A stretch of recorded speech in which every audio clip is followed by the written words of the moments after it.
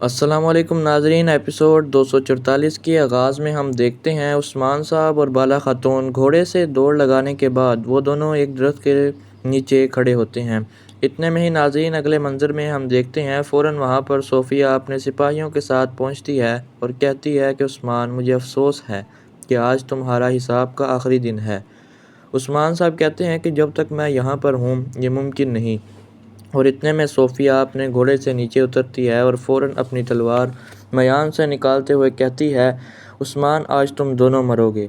تو عثمان صاحب کہتے ہیں، اب آ جاؤ جلدی، دیکھتے ہیں کہ ہم میں سے کس کا آخری دن ہے۔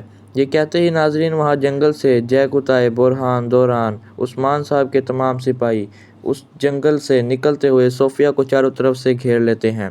یہ دیکھ کر صوفیہ حیران و پریشان ہو جاتی ہے۔ اتنے میں ہی بالا اس سے کہتی ہے، اب تم کیا کرو گی؟ صوفیہ کہتی ہے، میں تمہیں مار ڈالوں گی بالا، میں تمہاری جان اپنے ہاتھوں سے لوں گی، تم آج نہیں بچو گی۔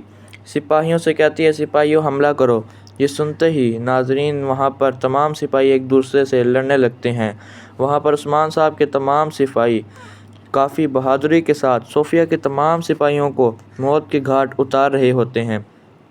پھر ناظرین اگلے سین میں ہم دیکھتے ہیں کہ گوچا صاحب جنگل میں شکار کر رہے ہیں، جبکہ وہاں پر گوچا صاحب کے پیچھے یگت بھی اپنے سپاہیوں کے ساتھ موجود ہیں، اور کافی دیر تک شکار نہ ملنے پر گوچا صاحب کہتے ہیں، میں عثمان صاحب کے دیوان میں شکار کے ساتھ جانا چاہتا تھا، لیکن لگتا ہے کہ آج میری قسمت میں شکار نہیں ہے۔ اور پیچھے سے کھڑا یگت کہتا ہے کہ یہ ممکن نہیں کہ کوئی شکار نہ ہو بھائی، شکار ہیں اور وہ بہت بڑا شکار ہے۔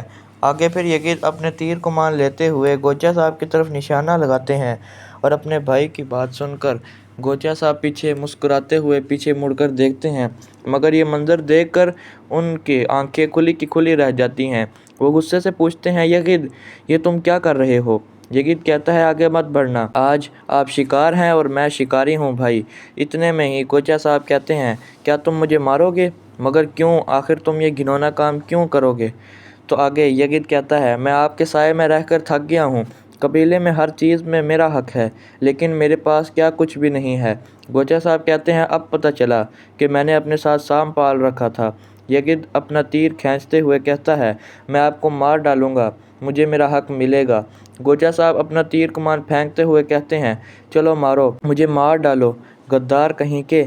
مگر اس طرح ترگت صاحب وہاں پر پہنچ جاتے ہیں اور اپنا کلہاڑا پھینکتے ہیں۔ کلہاڑا سیدھا جا کر یگت کی تیر کمان پر لگتے ہوئے پیڑ میں دھس جاتا ہے۔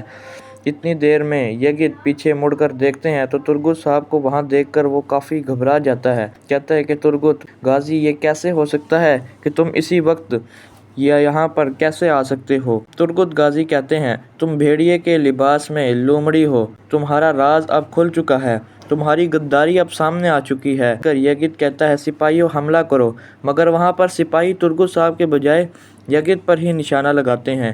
یہ دیکھ کر یگت اپنی تلوار نکالتا ہے اور کہتے ہیں، خبیث کہیں کے، لیکن ترگت غازی فوراً اسے ایک زوردار تھپڑ مارتا ہے، جس کی وجہ سے زمین پر گر جاتا ہے۔